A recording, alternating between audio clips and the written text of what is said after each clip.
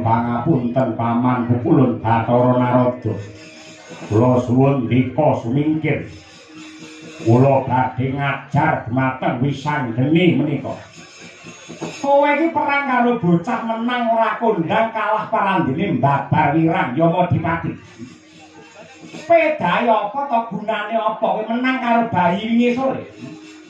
Kok lamun to diteliti kanthi permati bocah iki ora kleru, sing kleru iki para dewa. Bocah iki mung takon, "Pake jenenge sapa?" karo para dewa. Parandene malah dikroyok diajar angger dewa ngajar karo wisanggeni karepe do piye? Monggo bayi iki dicemplungake karo Bathari Durga madyaning kawah Candra Dimuka takon karo kowe. Candra Dimuka iki dadi panguasane sapa? Panguwas kula.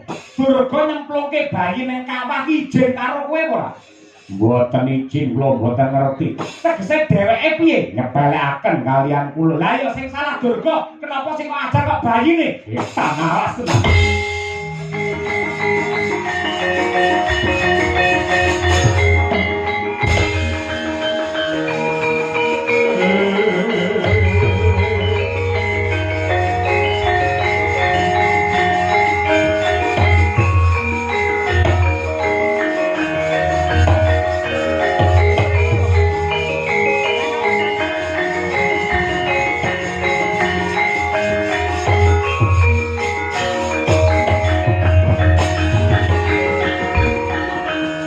Salukur laguning lekas Lokita limuding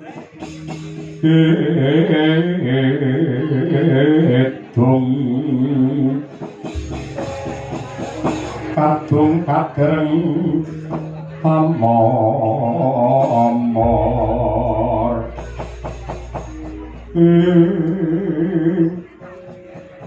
Kepiye iki kek? Nah, ngene ya wis anggene. Nadyan kaya ngapa lan kepiye yektine lelakon iki mung kanggo pasinaon. Ngajar karo para dewa aja gampang nyepelekake karo kabeh para kawula. Mulane palungguhan iki lampung tawis adreng kenceng tekad kita kepengin sungkem marang ramamu aja wedi kangelan muduna mring Marcapada liwat Andorante. Dene lampung tawis Madyapada jeneng kita ketemu kelawan satriya Madukara ingkang kekasih Raden Arjuna.